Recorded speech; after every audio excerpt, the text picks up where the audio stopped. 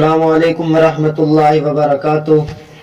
آج ایک بہت ہی اہم مسئلہ بیان کرنا ہے، وہ یہ ہے کہ ایسا اٹیچ باتھ روم جس میں وضو اور غسل کا پانی بیت الخلاء کے پلیٹ کے ہی اندر گرتا ہو، اس میں وضو اور غسل کرنا کیسا ہے؟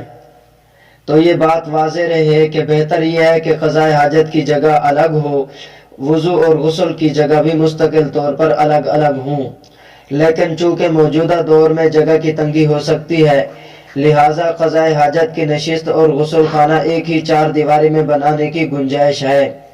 تاہم یکجا بنانے کی صورت میں بھی اولاً یہی کوشش کی جائے کہ دونوں کے درمیان کوئی فاصل یعنی آڑ ہو۔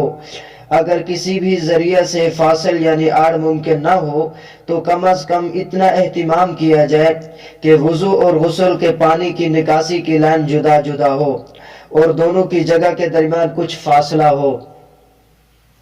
ناپاک جگہ پر وضو کرنے کو فقہاء کرام نے مکروہ لکھا ہے، اس لیے کہ وضو کے پانی کو ایک گنا حرمت حاصل ہے، اسے براہ راست بیت الخلاء کے نجس پانی میں گرانا مناسب نہیں ہے، لہٰذا ایسے اٹیچ باتھ روم میں وضو کرنا مکروہ تنزیہی ہوگا جس میں وضو کا پانی ناپاک خانے پیشاب والی جگہ پر گرتا ہو۔